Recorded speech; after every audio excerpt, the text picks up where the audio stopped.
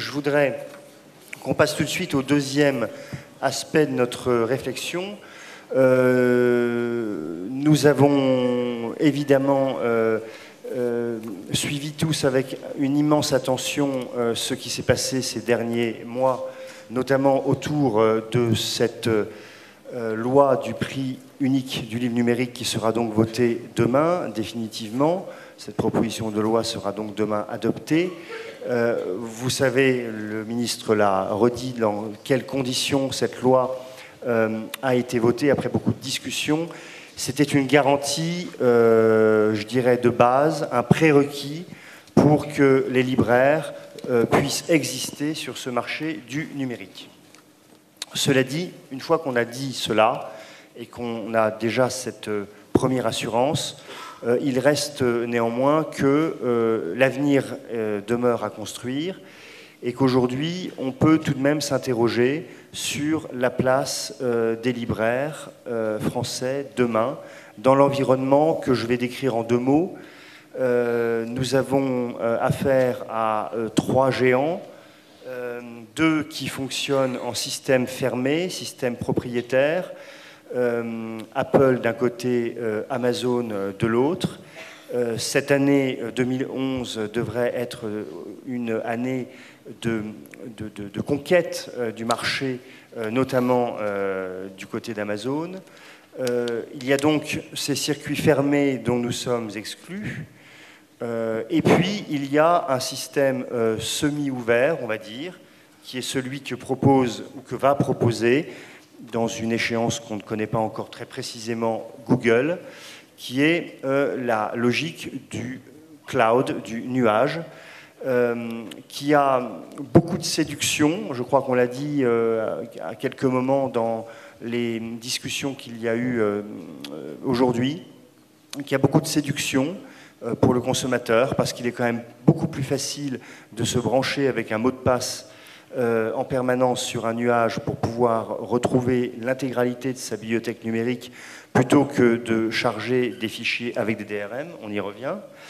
La question donc est importante parce qu'elle, évidemment, elle interroge sur l'avenir des plateformes d'éditeurs, sur les modèles sur lesquels nous sommes partis pour la commercialisation du livre numérique, et elle nous interroge, nous aussi, en tant que libraires, pour savoir dans quelle mesure nous devons penser, travailler à l'idée d'un nuage qui serait interprofessionnel, qui serait collectif, qui permettrait à la librairie d'avoir son propre système qui ne la mettrait pas dans une dépendance par rapport au nuage de Google. Donc vous voyez des choses assez importantes. Nous ne sommes qu'au début d'une histoire du numérique en librairie.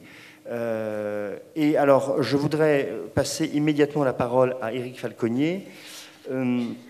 Sur le blog de la librairie Dialogue, il y a eu récemment une prise de position tout à fait stimulante par rapport à cette logique de nuage. Et je pense qu'un certain nombre d'entre vous l'ont lu ou la connaissent, d'autres vraisemblablement pas. Et il me paraît important que vous puissiez entendre à la fois un petit peu cette analyse sur ce qu'est ce système de nuage.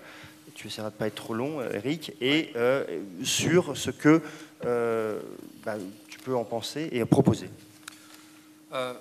Oui, alors je vais commencer par quand même essayer de redéfinir un peu plus précisément les offres, en fait. Parce qu'on parle de nuages, on parle de téléchargement, on parle de Kindle, on parle d'iPhone. Et je vais faire une très rapide présentation en fait, des nuages, les comparer avec ce qui est actuellement possible de faire, en librairie. Et de toute façon, clairement, apparaîtront les problèmes. Et donc ensuite, essayer de faire quelques propositions. Dans un premier temps, les nuages. Alors c'est vraiment comme il a été dit en introduction, l'élément central est le compte du client. Et ce compte, auprès des trois multinationales qui ont été citées par Monsieur le ministre et qui sont dans toutes les têtes, ce compte existe déjà. beaucoup de gens ont déjà acheté quelque chose chez Amazon, beaucoup de gens ont déjà des emails chez Google, beaucoup de gens ont dû avoir enregistré leur adresse email pour leur iPhone. À ce compte, et ce qui est très fort, est associé un moyen de paiement, ce qui permet d'acheter en un clic. Donc en fait, à partir de n'importe quel appareil, on se rend sur une librairie virtuelle, on fait une recherche, on clique sur le bouton acheter. Alors quand on n'a pas quand on n'a pas le brevet, on clique 2 fois. Ensuite, on obtient le livre donc sur son appareil, mais aussi sur tous les appareils qui sont liés à ce compte-là. Il n'y a pas de barrière pour l'utilisateur, si ce n'est que quand il a acheté le livre dans un des nuages, il ne peut pas le consulter sur l'autre nuage. En fait, les livres sont incompatibles, et ça crée quelques soucis. Les éditeurs, je pense, sans trop m'avancer, ils sont plutôt satisfaits de la protection contre le piratage qui est offerte par ce système-là. Donc on a une protection contre le piratage efficace, aucune entrave à la lecture.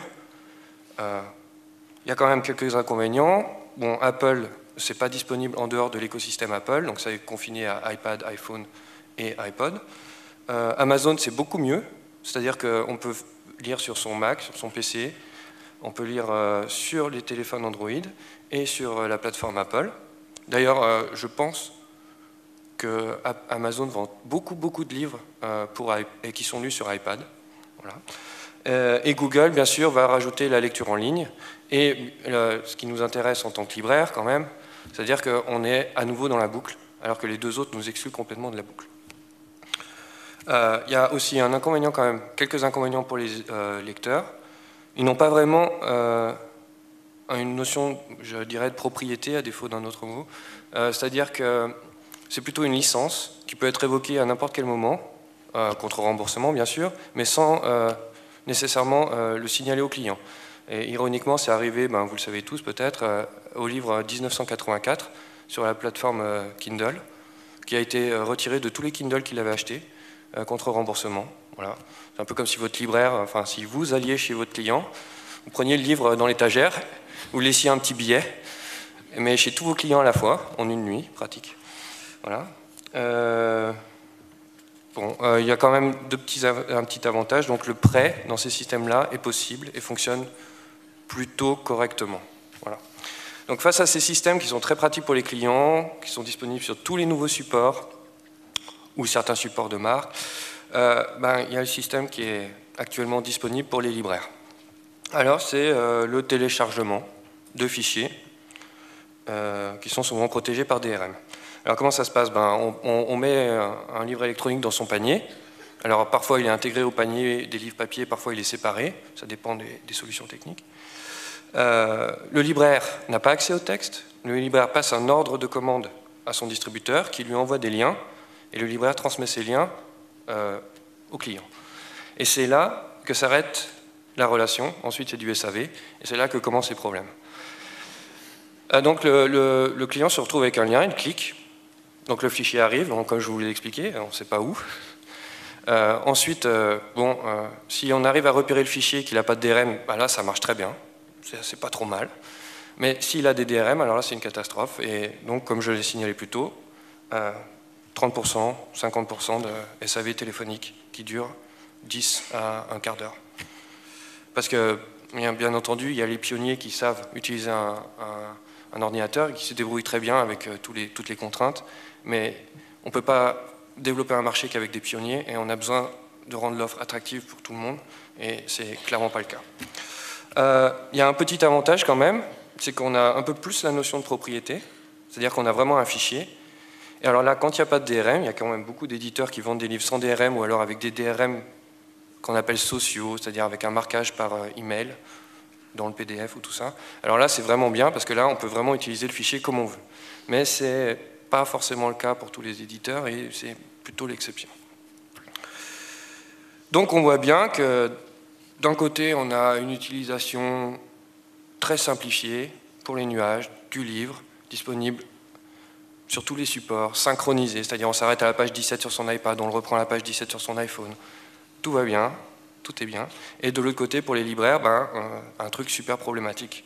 Et je veux bien qu'il y ait un prix unique, mais qu'est-ce qui est unique dans l'offre.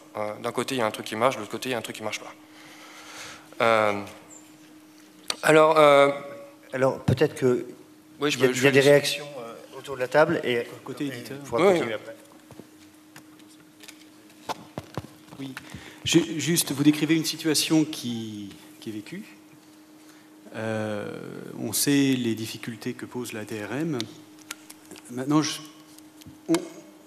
en tant qu'éditeur, on raisonne principalement sur ce que veut le client. Et il se trouve que vous avez des lecteurs qui veulent être propriétaires des fichiers. Et donc le téléchargement, quoi qu'on en dise, même s'il existe un cloud, aura ces lecteurs avides de disposer du fichier chez eux. Et dans ce cas-là, des éditeurs opteront pour une DRM comme d'autres opteront sans. Et vous aurez effectivement d'autres lecteurs qui adhéreront à un système d'accès ou de licence.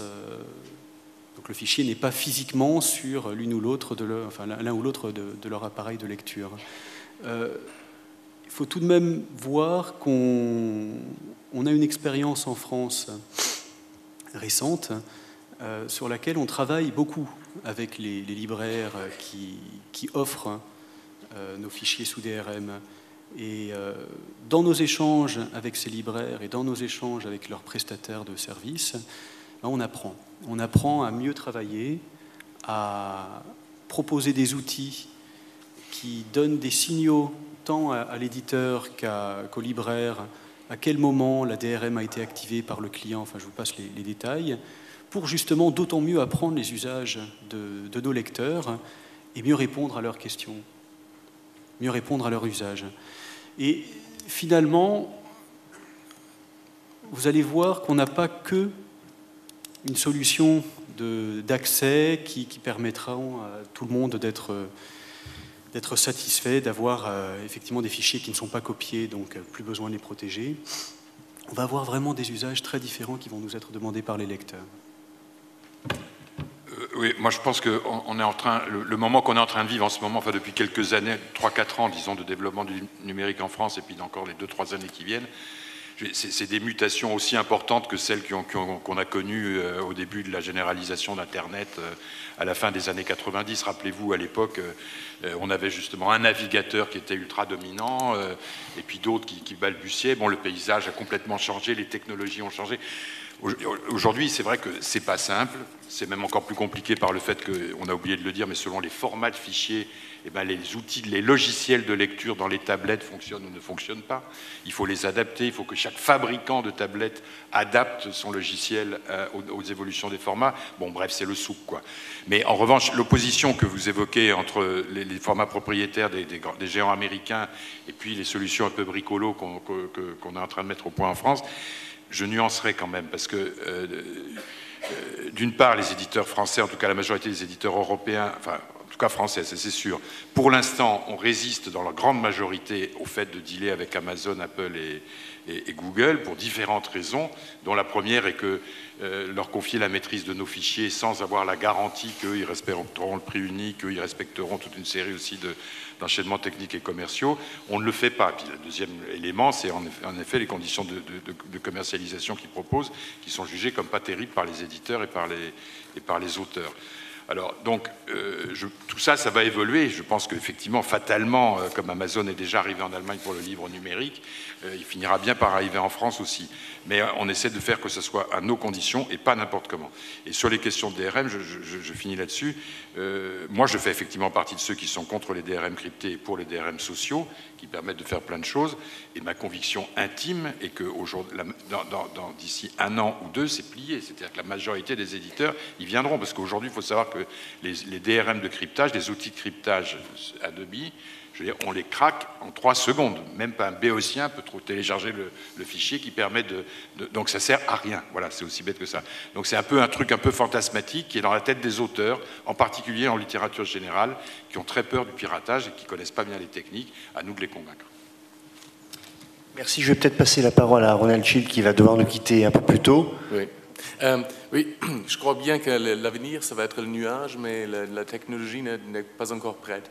Il faut être en ligne tout le temps pour accéder aux livres.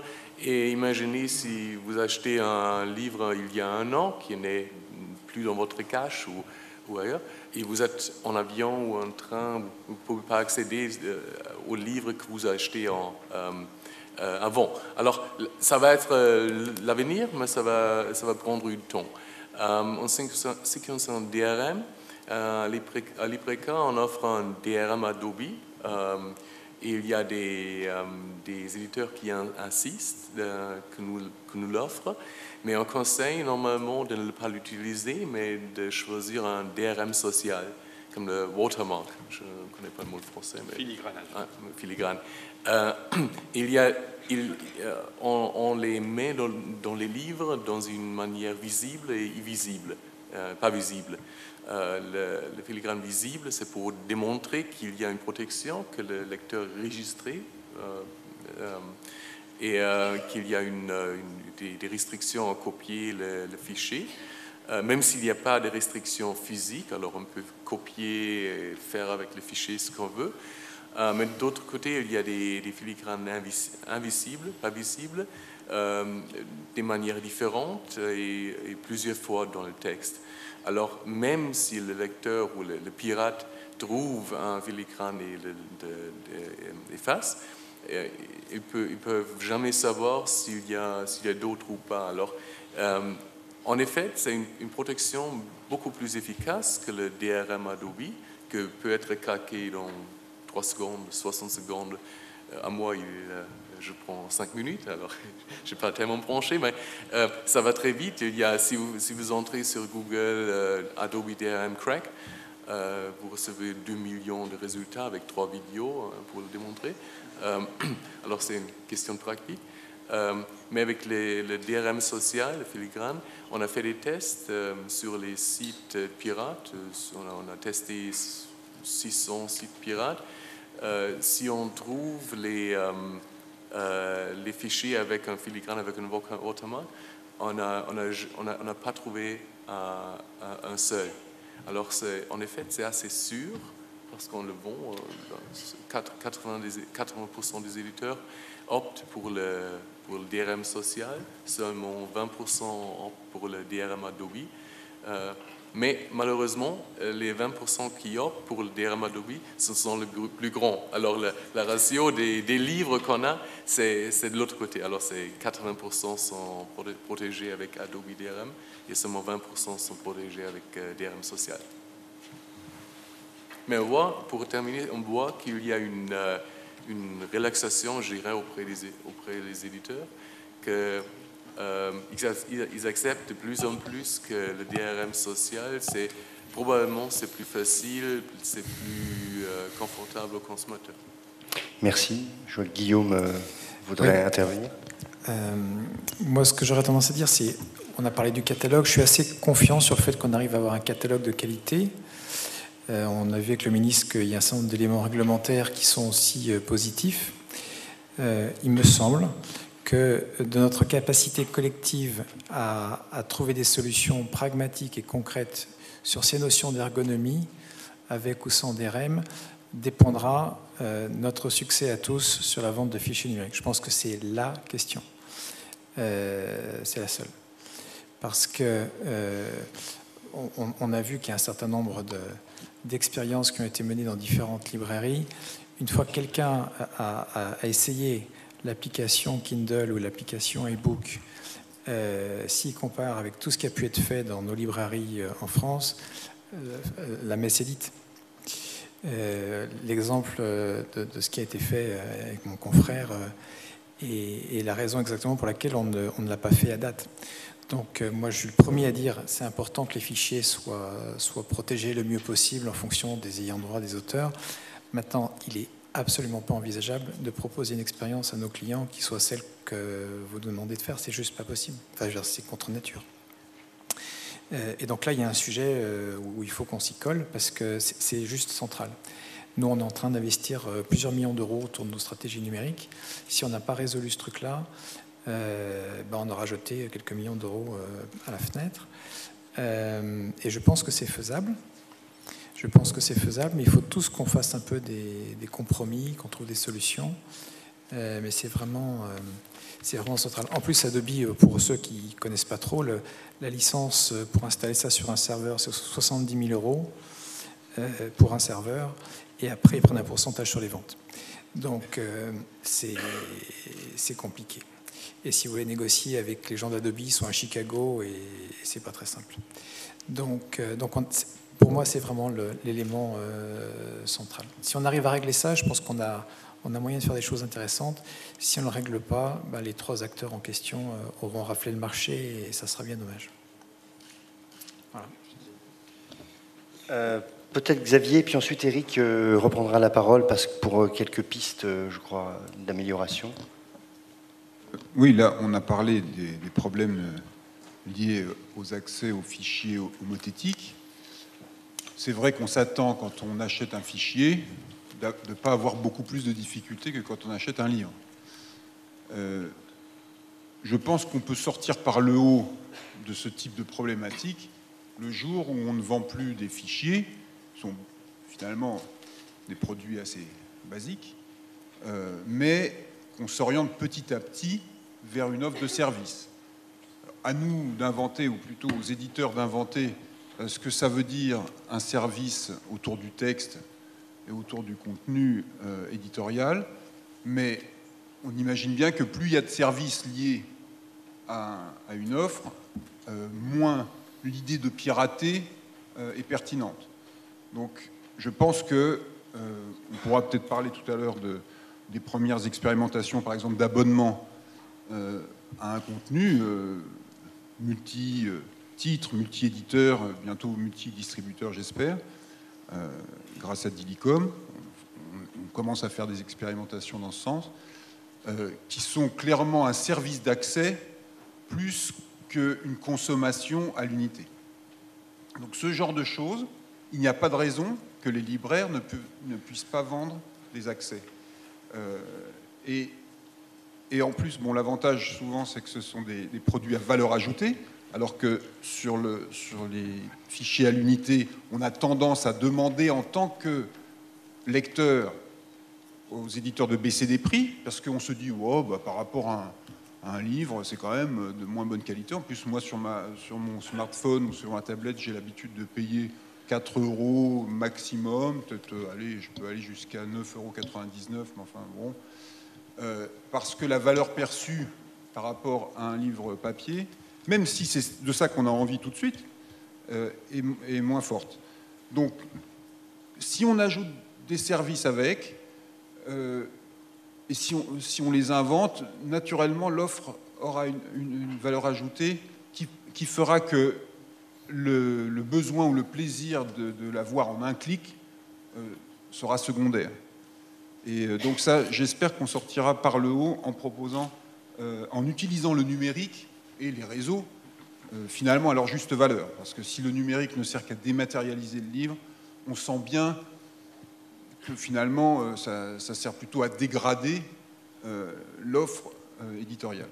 Donc on espère que petit à petit, on pourra mettre en place des systèmes qui permettront aux éditeurs de créer des offres à plus forte valeur ajoutée et que les libraires pourront du coup avoir en plus un rôle plus important, puisque évidemment, si l'offre devient de plus en plus complexe qualitativement, la médiation, l'explication, les mises en relation seront bien sûr indispensables, et c'est quelque chose que ni Apple, ni Amazon, ni Google ne savent faire très bien. Ils savent bien mettre en relation avec une donnée. Pour l'instant, tout ce qui est médiation n'est pas obligatoirement leur fort. Bon, ils y travaillent aussi, mais plus le service sera complexe et plus un humain sera nécessaire. Merci Xavier. Je voudrais passer la parole à Éric Falconnier pour assez rapidement donner quelques pistes de réflexion et de solutions possibles, et puis ensuite à Gilles Delaporte, et ensuite je donnerai la parole à la salle pour les questions. Oui, alors rapidement, donc ça c'était un peu la conclusion pour revenir au blog, en fait, au post sur le blog. Donc il y a quand même quelques pistes, et je vais proposer deux choses. Alors je vais m'adresser aux éditeurs. Donc en fait, les nuages sont très efficaces, et ils peuvent développer cette superbe technologie parce qu'ils ont accès au texte. Alors nous, on pourrait demander l'accès au texte, mais bon, on va pas le faire, on sait très bien qu'on ne l'aura pas. Mais bon, les autres l'ont, mais bon, c'est pas grave. Donc en fait, ce qu'on va faire, c'est comme les éditeurs tiennent à garder le contrôle du texte, a été très bien exprimé, on va demander aux éditeurs de fournir des fichiers selon plusieurs formats, selon plusieurs modes d'accès, et beaucoup plus utiles aux lecteurs. Par exemple, c'est-à-dire qu'on ne va pas séparer les différents formats. Quand on achète un livre, on a accès à tous les formats.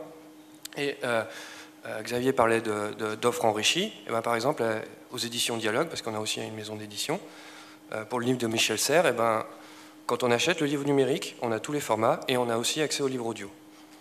Et c'est le genre de choses qui ont une valeur ajoutée et qui rendent l'offre piratée moins intéressante. Ça, c'est clair.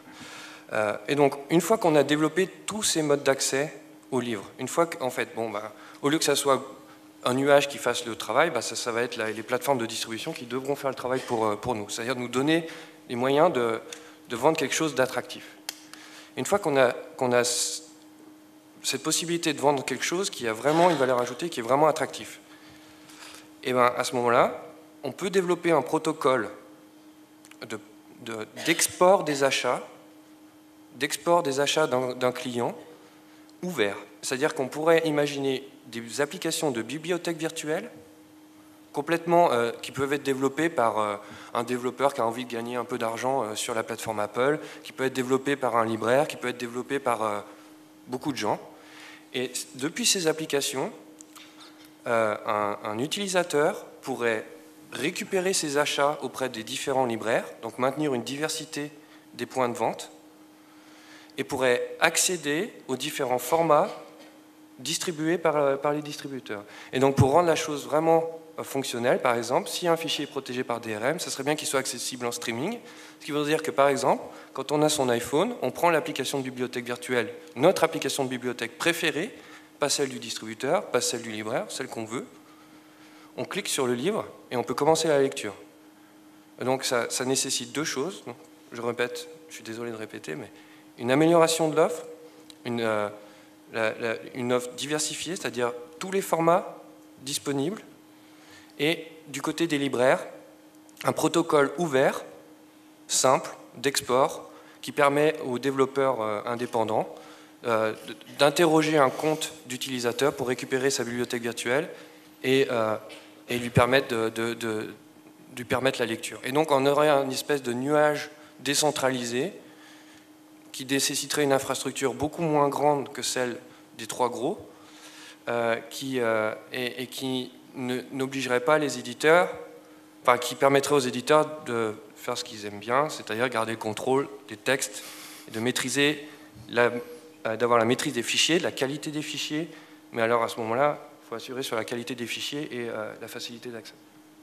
Voilà, c'est les deux propositions que j'avais à faire. Merci. Gilles, peut-être pour conclure à ce stade le tour de table, avant de répondre aux questions. Je vais conclure. Non, mon objet, c'est pas de conclure, c'est de revenir très rapidement sur l'intervention du ministre et de dire qu'évidemment son soutien réaffirmé à 1001libraire.com et à un outil de mutualisation, j'ai été particulièrement sensible, qu'il a fait référence à un processus de nomination de médiateur. Ça n'a rien à voir avec notre débat, mais c'est une question qui, a une dizaine d'années, occupé la collectivité des libraires, et je pense que c'est une disposition qui va évidemment dans le bon sens. Quand invité à cette table ronde donc, sur le numérique, le libraire, je veux dire, qui n'est plus en exercice, mais qui l'a été encore il y a peu de temps, je veux dire, se pose des tas de questions et se dit, mais est-ce que cela a quelque chose à voir avec le métier que j'exerce aujourd'hui? Et évidemment, je pense que comme beaucoup parmi nous aujourd'hui se sentent en décalage par rapport à ces problématiques-là, parce qu'ils n'ont pas encore investi dans ce qui a été dit, enfin on a parlé soit de succursale, soit d'extension, mais à savoir que chaque libraire, que la librairie soit dotée d'un site internet et que via ce site internet, évidemment, il y ait un accès à l'offre numérique et qu'on soit donc dans la boucle et dans la commercialisation possible de cette offre numérique. Donc c'est pour revenir, je veux dire, sans conclure le débat, c'est pour revenir à cette disposition première qui est en fait d'équiper la librairie de sites internet et de la faire rentrer dans l'économie du numérique. J'aurais souhaité, mais le ministre a été long et il nous a pas empêché de parler, mais aborder justement tous les dispositifs de préconisation de 1001 libraires par rapport à l'offre et par rapport à ces sites. Je pense que n'oublions pas aussi que dans les propositions commerciales qui seront faites autour des fichiers numériques, en fait, qui sont juste une autre forme des textes, les dispositifs de préconisation et de la dimension de libraire aura toujours sa part, en tout cas cherchera à l'avoir, et que c'est par le fait de développer cette part-là que nous existons. Bien, merci Gilles. Je vous propose maintenant de poser toutes vos questions. Il y a des micros qui vont se balader, normalement, comme d'habitude.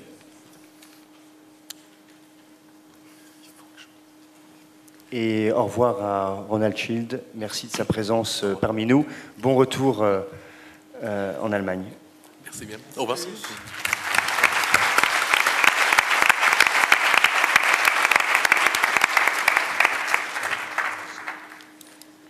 Alors, est-ce qu'il y a... Oui, voilà, je ne vois rien du tout, donc voilà, je vous écoute.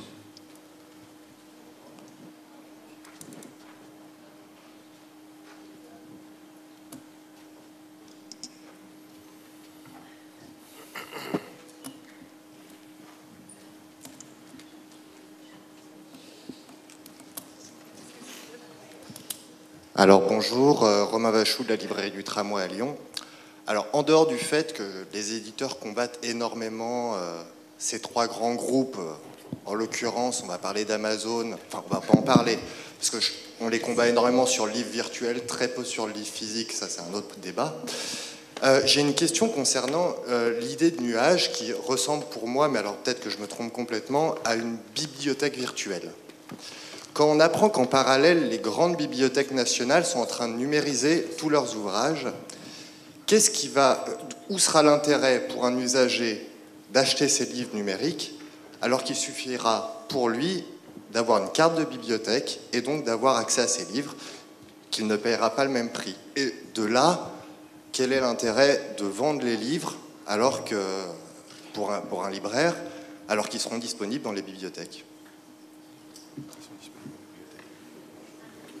Ça, c'est une très bonne question. Effectivement, ça pose le problème. Il y a des grands débats en ce moment aux États-Unis là-dessus de quel type d'accès aux livres numériques on peut donner aux usagers des bibliothèques publiques.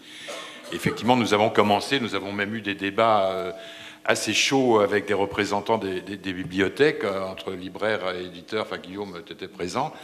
Et c'est vrai que pour l'instant, en France, en tout cas, les bibliothécaires à qui nous parlons, ils sont ailleurs. C'est-à-dire, ils disent, ah ben, si les éditeurs nous vendent des livres numériques, eh ben, c'est pour tous nos usagers, c'est-à-dire pour tout le monde. Et donc, ben, voilà, on n'en vendra plus du tout en librairie. Et les éditeurs, ils auront vendu les bouquins une fois et puis terminé. Donc, c'est du grand n'importe quoi. Et donc, c'est pour ça que le ministère nous a proposé d'engager un groupe de travail avec les bibliothécaires, les libraires et les éditeurs pour essayer de réfléchir à ces questions-là, parce que c'est complètement absurde. Les bibliothèques ne peuvent pas remplacer les libraires. Enfin, ils ne peuvent pas remplacer l'économie, se substituer à l'économie de l'édition. Là, comme disait Guillaume, il faudrait que vous payiez 4 milliards d'euros pour remplacer le marché du livre, puis après, OK, il n'y a plus de libraires. Ouais, enfin, François fait effectivement référence à une réunion au SNE qui était un peu surréaliste. Donc je crois que tu as tout dit. Ça change beaucoup de choses, le numérique, hein, c'est sûr. Donc il y a les expériences des uns et des autres qu'on essaie de partager avec vous, mais on est loin d'avoir encore toutes les solutions. Ce qu'il faut, c'est pouvoir jouer, quoi. Donc avec ce cadre réglementaire, je pense que maintenant on peut jouer. On a la TVA 5.5, on a le même prix pour tout le monde. Il y a des enjeux d'ergonomie qu'on vient d'évoquer. Mais après, Frédéric Mitterrand parlait du livre de Darnton. Ceux qui ne l'ont pas lu, à mon sens, c'est le meilleur livre qui a été écrit sur le livre numérique. Et je vous encourage tous à le lire, c'est un bouquin génial. Il se trouve qu'il a été édité chez Gallimard, qui est une excellente maison. Mais il explique bien le problème. Et il y a des choses très très simples, mais aujourd'hui vous achetez un livre, vous le mettez dans la bibliothèque, alors ça prend de la place, c'est lourd, tout ce que vous voulez, mais il est à vous, quoi. À partir du moment où vous achetez un livre numérique, concrètement, combien de temps vous l'avez, quoi. Et ça, Danton explique bien ça. Il explique notamment qu'aux États-Unis, toutes les bibliothèques américaines ont voulu gagner de la place et ont microfiché énormément d'archives, notamment dans la presse, sauf qu'ils se sont rendus compte que les microfiches avaient une durée de vie qui était plus courte que celle des revues papier, et il y a énormément d'archives qui ont purement et simplement disparu. Donc, moi, je sais que quand j'étais enfant, à la maison de campagne, je retrouvais des livres du XVIIe, du XVIIIe siècle qui étaient encore là, et je suis tombé dessus, et j'ai découvert des bouquins extraordinaires. Si ça avait été des fichiers numériques qui étaient sur des supports, ils n'auraient pas forcément perduré. Donc, je pense qu'il y a un vrai enjeu collectif de mémoire du patrimoine, qui est un enjeu pour les éditeurs. Enfin, on sait tous que faire passer d'un support disquette à disque dur à DVD, c'est compliqué, les technologies évoluent tous les 3 ans. Donc, comment est-ce qu'on fait pour que le patrimoine culturel, qu'il soit vendu ou pas par des libraires, qu'il soit lu ou pas par le biais de bibliothèques, perdure? Et ça, c'est un enjeu énorme où, à ma connaissance, aujourd'hui, personne n'a vraiment de solution. Alors, oui, pardon, excusez-moi. Voilà. Il n'y a pas de solution globale à votre question, mais on a déjà des expérimentations où des libraires peuvent, d'ores et déjà, c'est possible, on peut vendre des abonnements aux bibliothèques, aux particuliers aussi. Et l'idée, c'est donc de vendre des abonnements, c'est-à-dire de louer en fait les livres, l'accès aux livres. C'est pas, comme disait Guillaume de Citre, c'est un changement d'usage, effectivement. Dans ces cas-là, on ne possède pas le livre, mais si ça nous permet à toute la chaîne du livre d'exercer son travail normalement, ça vaut le coup de réfléchir à ce changement de paradigme, comme on dit, qui est que finalement, voilà, on ne possède plus ce dont on a eu la jouissance pendant 1 an, 2 ans, etc. Ça veut dire qu'aujourd'hui, on a déjà quelques libraires qui peuvent vendre des abonnements à des fonds d'éditeurs contemporains, à des bibliothèques, et ces bibliothèques renouvellent l'abonnement tous les ans. Enfin bon, pour l'instant, il n'y a eu que 2 ans de renouvellement, puisque l'expérience n'est pas très ancienne. Mais ce sont des pistes vraiment intéressantes. Ça n'empêche pas que le lecteur, effectivement, lit gratuitement, éventuellement depuis chez lui, une fois qu'il est connecté au portail de sa bibliothèque. Mais là, on peut discuter correctement avec les bibliothécaires si on élimine l'idée que la bibliothèque puisse prêter le fichier à son usager. Ça paraît effectivement pratiquement impossible à imaginer pour les éditeurs, mais finalement, est-ce que c'est si grave? L'essentiel étant que l'usager ait effectivement la jouissance du livre que le bibliothécaire lui a acheté. Et normalement, je ne sais plus qui disait que les bibliothèques se fournissaient pour 2/3 chez les libraires. Il n'y a pas de raison que les bibliothécaires qui veulent donner un accès numérique à leurs usagers ne continuent plus à le faire. Donc là, on travaille vraiment avec l'interprofession pour essayer de trouver, parce qu'évidemment, un abonnement mono-éditeur, ça existe, parfois c'est très précieux, mais enfin, en général, c'est pas ce que veulent les bibliothèques. Ce qu'elles veulent, c'est du multi-éditeur et, si possible, du multi-distributeur. Donc j'ai entendu pratiquement à toutes les interventions le terme de mutualisation. Je pense qu'on est vraiment dans cette période où on peut utiliser la spécificité de l'édition française, qui est cette capacité à mutualiser via les outils de l'interprofession, notamment pour proposer des offres d'abonnement qui peuvent être vendues donc aux bibliothèques, mais éventuellement aux particuliers, au travers des libraires. Ça existe, c'est déjà possible techniquement, c'est pas de la science-fiction. Question suivante.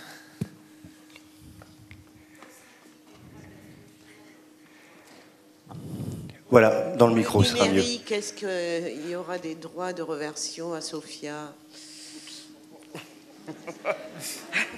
No comment. Non, on n'en est pas là pour l'instant. Suivante. Le droit de prêt du livre numérique, il faut déjà que le livre numérique existe vraiment. Donc, avant qu'il y ait un droit de prêt. Philippe Legrand, la librairie Calligramme à La Rochelle. Je voudrais savoir si vous avez déjà envisagé un rapprochement avec les Allemands et avec les Espagnols sur le domaine d'un 1001libraire.com. Non, on n'a pas envisagé de rapprochement pour l'instant. Les solutions, nous, on a opté pour une solution qui est de créer une usine à site. Donc, c'est un schéma. On sait qu'il y a d'autres schémas ailleurs en Europe ou aux États-Unis. On ne s'est pas rapproché d'eux. Bon, parce que on parle de mutualisation. Au niveau européen, c'est quand même intéressant au point de vue coût. Parce que développer seul dans son coin, dans 5 ans, on va s'apercevoir qu'il faudra quand même se mettre en accord avec les Allemands, les Espagnols, les Anglais. Donc, est-ce que, pour l'instant, rien n'est prévu? Mon cher Philippe, il faut déjà mutualiser au niveau de la France. Oui. Ensuite, chaque système, je veux dire, a ses caractéristiques. L'échange de fichiers numériques de l'Allemagne vers la France ou de la France vers l'Italie, je pense que ce sont des choses qui sont, je veux dire, qui auront peut-être quelques réalités économiques, mais en tout cas qui ne poseront pas de difficultés d'ordre technique. Donc je pense que c'est plutôt une façon de fédérer une profession qui a une solution allemande. Il n'y a pas d'autre solution, je pense, dans les pays latins. Et puis il y a la solution aux États-Unis qu'on connaît depuis longtemps et qu'on avait effectivement évoqué, étudié en son temps.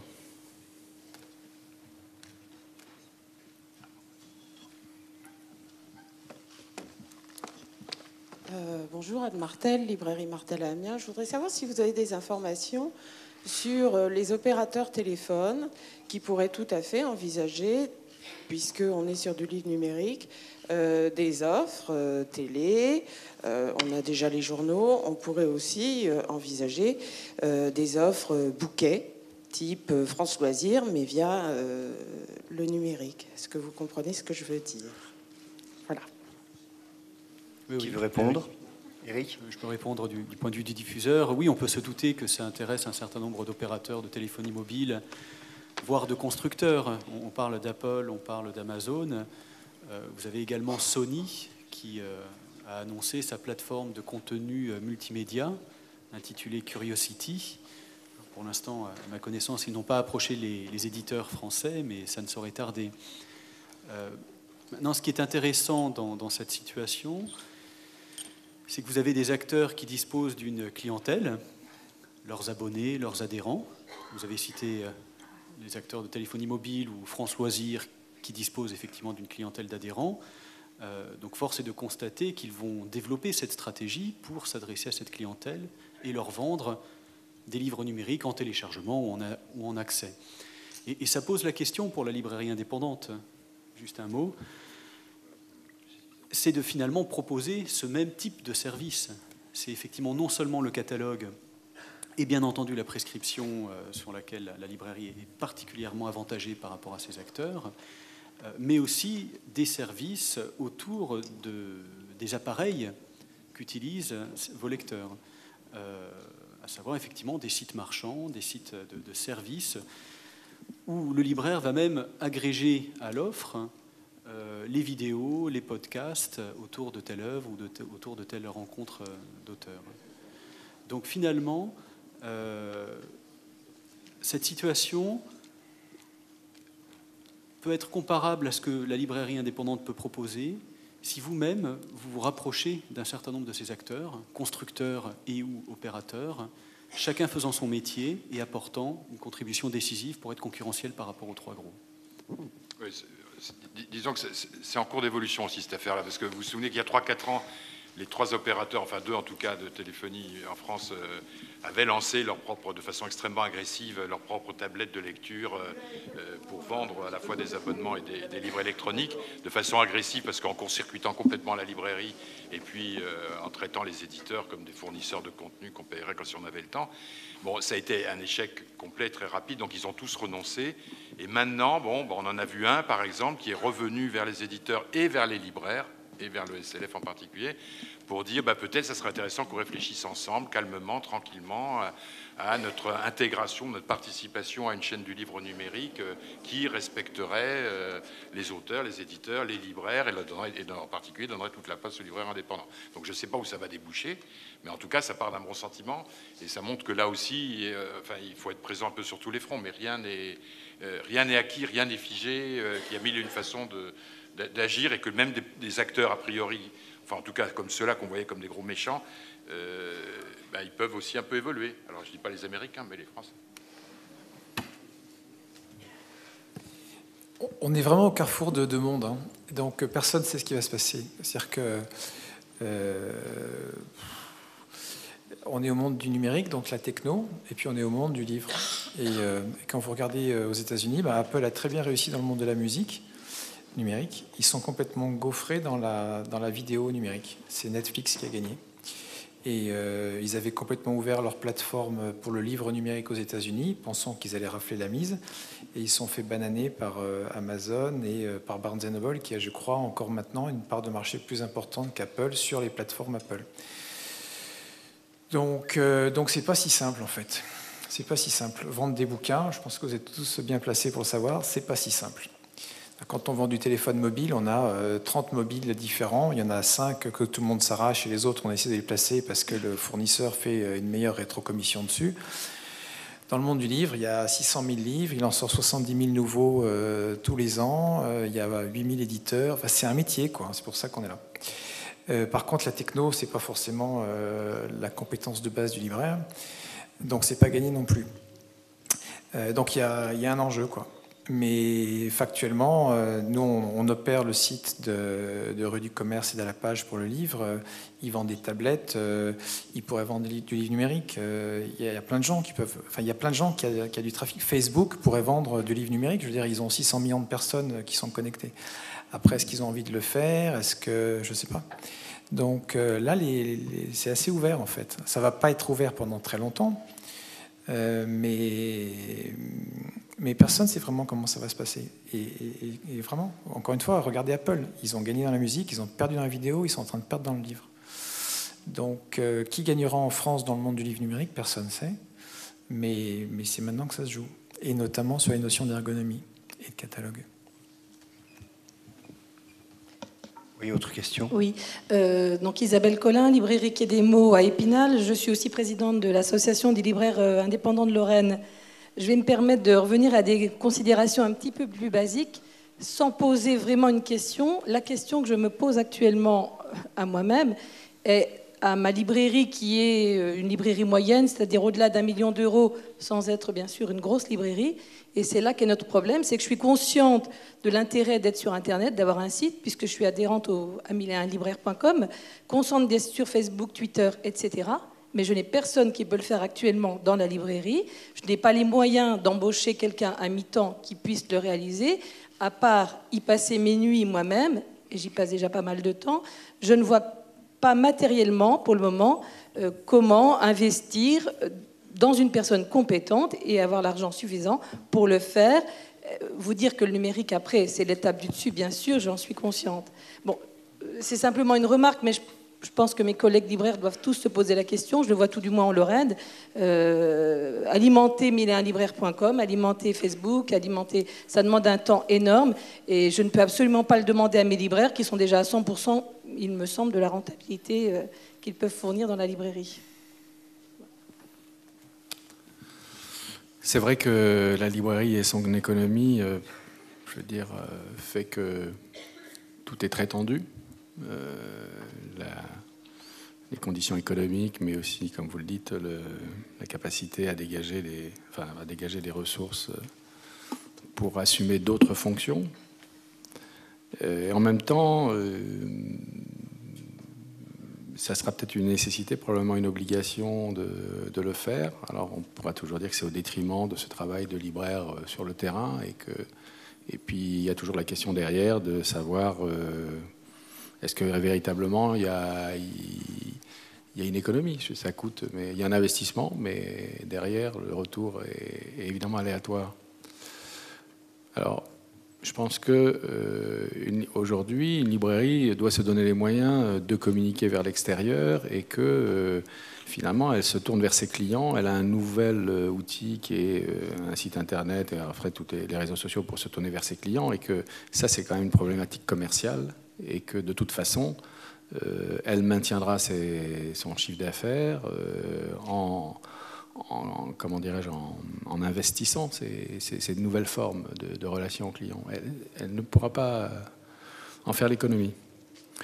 Après, sur la question d'un site internet et des sites de 1001 libraires, on a peu parlé de la dimension. Enfin, 1001 libraires, c'est une usine à sites qui héberge donc des sites de libraires, et que dans le fait d'avoir un site internet qui permette et de faire de la vente de livres papier en ligne et demain du numérique dans les conditions ergonomiques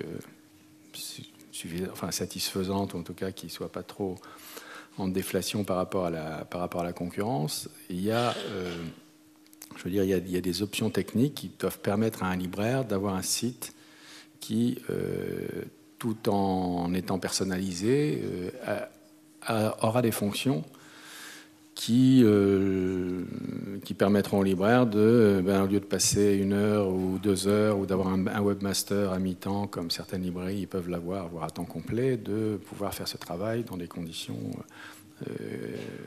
à sa portée. Mais bien sûr, je comprends votre question, elle est importante.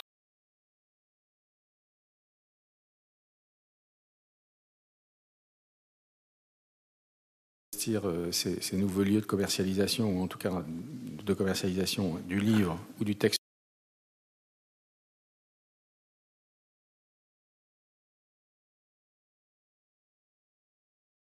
Et on sait qu'ils seront difficiles, mais peut-être que ça aussi, c'est encore une question à poser. Est-ce que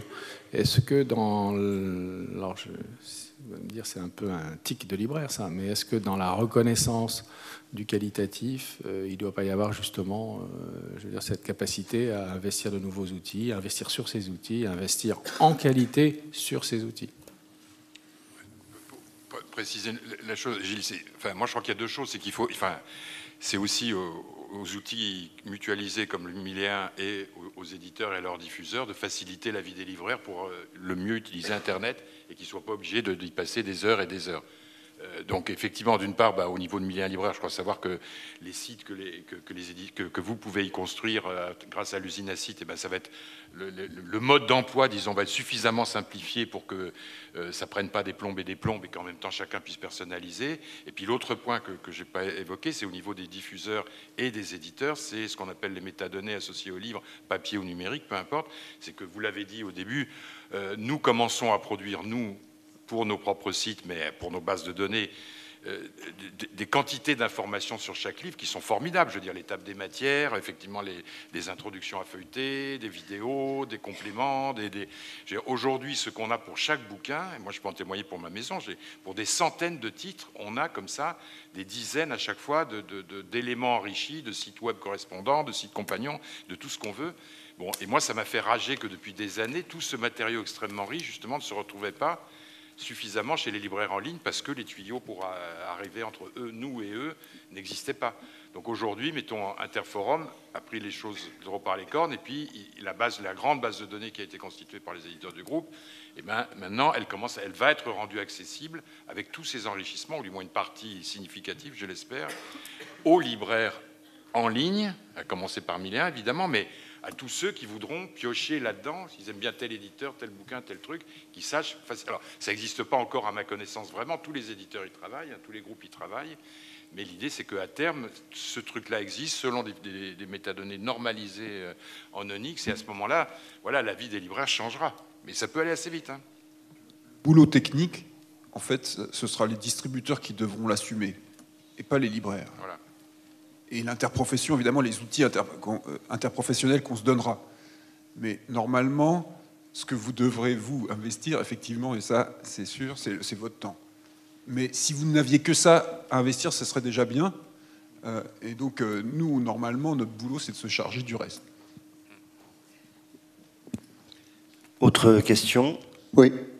François Maillot? Oui, mais je ne vois absolument pas d'où ça vient. Mais... Ouais. Ah oui, Charles. Ah, le grand Charles. Charles Carmarek, Librairie Dialogue à Brest. Je voudrais, puisque le débat sur le numérique est en train de devenir très consensuel, à nouveau insister sur des points qui fâchent. Hier, on a vu qu'un certain nombre de... Je t'attendais bien là, Charles. Merci, François. Un certain nombre de confrères étaient traités de façon indécente par un certain nombre de diffuseurs et distributeurs avec des remises à 30%. C'est pas acceptable. Et la pierre a été jetée ce matin probablement à des éditeurs qui ne le méritaient pas. On a oublié de citer les Cujas et Francis Lefebvre, etc., qui vous servent aux commandes à 27 ou à 25 et vous font diminuer la marge. Je crois qu'il faut que les choses soient dites dans la manière, dans la façon dont le numérique est approché par les éditeurs. Il faut aussi dire que les choses ne conviennent pas. Eric Falconier a rappelé tout à l'heure que les conditions techniques qui nous sont faites par rapport aux géants américains ne sont pas des conditions qui nous permettent de lutter à armes égales avec ces géants pourtant considérablement plus solides que nous, plus puissants que nous. On fournit, François Gèze l'a dit aussi, des livres numériques qui sont tout simplement de qualité inapprochable par les clients, alors qu'en un clic, on obtient une qualité satisfaisante dans les écosystèmes d'Amazon et de Apple notamment.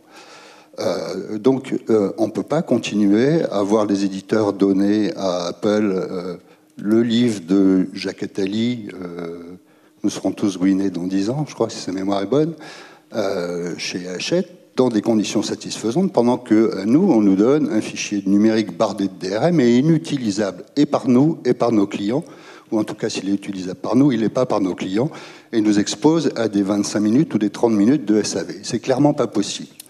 Donc, techniquement, il est impératif qu'on puisse lutter à armes égales, et à nous, en effet, de construire des solutions interprofessionnelles acceptables. Et puis la deuxième question qui fâche, j'ai parlé des remises sur les livres physiques de quelques confrères dont on a appris l'existence. Moi, j'ai appris l'existence hier. Dans le numérique, pour l'instant, on est traité à 20 et 25% de remise. C'est pas ça qui va faire monter la marge moyenne. Hein. Quand vous passez 30 minutes en SAV à essayer de raconter à un client comment il va pouvoir se servir du guêpier dans lequel vous l'avez mis, 20% de remise, ça suffit pas.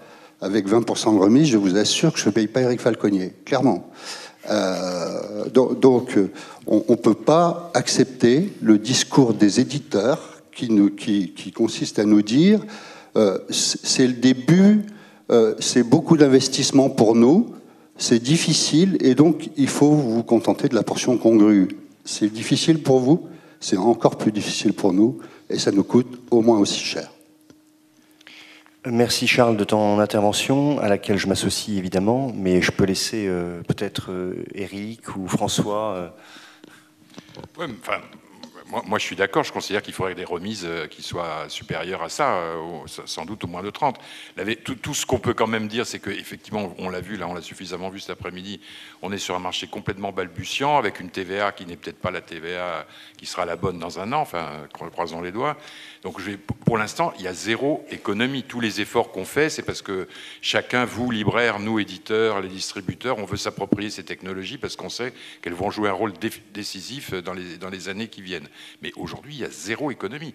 Donc de toute façon, je pense que le bras de fer, la discussion de bout de gras, comme celle qui a lieu pour les remises pour le livre papier et qui n'est jamais finie, moi j'étais d'accord avec beaucoup de ce qui a été dit ce matin par les libraires, je pense qu'il faut une meilleure rémunération effectivement de la librairie indépendante, et vu le rôle qu'elle joue, il n'y a aucun doute. Bon, moi, un éditeur dans un groupe, même je serai en dehors de groupe, ça serait pareil. Je n'ai pas la maîtrise, comme vous le savez, c'est le diffuseur-distributeur qui fixe les conditions de rémunération, et c'est la même même chose aujourd'hui pour le numérique. Donc moi, je peux me battre à mon niveau modeste de petit éditeur dans un grand groupe pour dire j'aimerais bien que ça soit comme ça. Mais évidemment, les premiers à se battre, ça doit être les libraires et le faire de façon collective. C'est ce que vous faites et c'est très bien. Je pense que de ce point de vue-là, la journée d'aujourd'hui, ça pourra aider, y compris pour les remises sur le livre numérique. Il faut là aussi mutualiser, non pas seulement les efforts, mais la pression. Pression reçue. Je ne veux pas dire que je ne m'attendais pas à la question. Comme les autres question, diffuseurs sont partis, on a vu Francis et Mono Caillé partir. Donc Eric est la victime expiatoire. Oui, enfin, qui pour le coup ne va pas se cacher derrière cette question qui est centrale. On a déjà eu cette discussion et on va la voir, on va la poursuivre. Bon, juste pour remettre dans le contexte, la première évidence, c'est qu'il n'y aura pas une commission au même niveau que la commission sur le papier, pour la simple raison que les auteurs ayant droit demandent beaucoup plus sur le prix du livre numérique. Par conséquent, les cartes à redistribuer sont amoindries et sont finalement redistribuées selon effectivement le métier et la plus-value qu'apporte chaque acteur. Et ne serait-ce que, moi je peux représenter à la fois l'éditeur, le diffuseur et le distributeur au sein de Gallimard, et on a fait ce calcul. Et la diffusion-distribution a été réduite, d'ailleurs, dans le pourcentage de ce que peut représenter son métier. Ce qui nous a importé dans un premier temps, parce qu'on est à travailler cette offre avec vous, la première chose qui était absolument essentielle, c'était de baisser le ticket d'entrée pour vous. Chose qui n'a finalement pas été réalisée par nos confrères américains, du moins dans les premiers temps, c'est de monter ces fameuses plateformes de distribution, Eden Livre, Numilog, e-platform et consorts, pour limiter l'investissement que les libraires auraient à faire pour justement récupérer ces fameuses métadonnées, assurer un certain nombre de services de livraison et de services après-vente d'ailleurs aux clients. Et ça, effectivement, ça représentait un coût. Donc aujourd'hui, on se cache derrière ce coût pour vous dire, bon, c'est un véritable investissement. Aujourd'hui, on en arrive à une deuxième phase. Le livre numérique, en téléchargement aujourd'hui, parce que c'est le modèle dominant en France, pour un catalogue comme celui de Gallimard, ça représente entre 0,5 et 1% de nos ventes sur nos principaux titres. Donc c'est un marché existant, ça y est, c'est un marché. On sait désormais par ce chiffre que nos lecteurs et vos lecteurs, pour une partie d'entre eux, lisent définitivement en numérique. L'enjeu sur les métiers, sur les commissions, l'enjeu véritable sur cette question de commission qui nous intéresse, c'est en quelle mesure les libraires accompagnés par les diffuseurs, parce que la diffusion Gallimard, on n'en aura pas besoin si on vend qu'à Amazon et à Google et Apple. C'est-à-dire que les diffuseurs ont besoin des libraires pour eux-mêmes exister auprès des éditeurs et eux-mêmes exister auprès des auteurs. Ça va être notre capacité à formaliser des services qui font que notre offre est concurrentielle à celle d'une offre entièrement gouvernée sous un écosystème du type Amazon ou Apple. Donc, pour conclure, je pense, cette séance, il s'agit là d'échanger très sérieusement et de manière très pragmatique avec le SLF en premier lieu et avec un certain nombre de libraires qui souhaitent expérimenter certaines voies, on l'a déjà fait, pour continuer à construire ce modèle. Bien. Eh bien, écoutez, je propose qu'on s'arrête là sur ce petit constat du fait qu'il y a encore du travail à faire entre nous, y compris sur des questions de conditions commerciales, mais aussi, beaucoup plus fondamentalement aussi, pour savoir comment, ensemble, on va pouvoir être vraiment au cœur de ce marché, en tout cas ne pas en être totalement éjecté. Merci de votre patience pour cet après-midi à écouter cette table ronde.